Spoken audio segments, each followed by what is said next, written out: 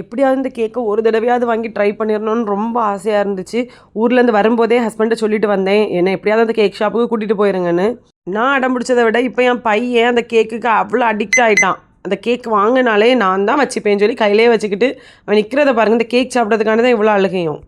2 டைம்ஸுமே வீட்டில் இருந்து ஒரு 2 கிலோமீட்டர் நடந்து போய் தான் நாங்கள் அந்த கேக்கை வந்து வாங்கிட்டு இருந்தோம். அதுக்கப்புறமா தான் பார்த்தா தலாபட்லேயே வந்து ஆர்டர் பண்ணலாம். நம்ம நேரில் போய் வாங்கி சாப்பிட்டா 14 திர்ஹம்ஸ் தான். ஆனால் டலாபட்டில் வந்து 16 திர்ஹம்ஸ் போட்டிருக்கோம். நீங்கள் ஆஃபர்லாம் அப்ளை பண்ணி எடுத்து வாங்கும்போது கொஞ்சம் கம்மியாக வாங்கலாம். இவருக்கு இதுதான் வேலைங்கிற மாதிரி நம்ம சாப்பிட்டதுமே இவருக்கு அடிக்டாக வச்சுருவார். அவ்வளோ டேஸ்ட்டாக இருக்கும். நான் சாப்பிட்றத விட என் பையன் எப்படி வெயிட் பண்ணிட்டு இருக்காங்கன்னு பாருங்கள். அவனுக்கு ஒரு ஸ்கூப்லாம் பத்தவே செய்யாது, அவ்வளோ டேஸ்ட்டாக இருக்கும். இது வச்சுருக்கிறவங்க வந்து ஒரு ஃபிலிப்பினோ தான். அவங்க கடையில் வந்து இருக்கிறது எல்லாமே டிஃப்ரெண்ட்டாக இருக்கும். பைக்கோ, அப்புறமா ப்ரௌனியெல்லாம் வந்து கொஞ்சம் டிஃப்ரெண்ட்டாக இருக்கும். பைக்கோங்கிறது வந்து ஸ்டிக்கி ரைஸில் பண்ணுறது. கடையில் எல்லாமே நல்லாயிருக்கும். கசாவா கேக், அதாவது மரவள்ளி கிழங்கு இருக்குல்ல, அதில் பண்ணுற கேக் எல்லாமே இருக்கும். இந்த கேக் எப்படின்னா ஃபுல் அண்ட் ஃபுல் வந்து க்ரீம் சீஸ் ஃப்ராஸ்டிங் பண்ணியிருப்பாங்க. நார்மல் ஸ்பாஞ்ச் கேக்கில் மேலே அப்படியே சீஸ் வந்து நிறைய துருவி போட்டிருப்பாங்க.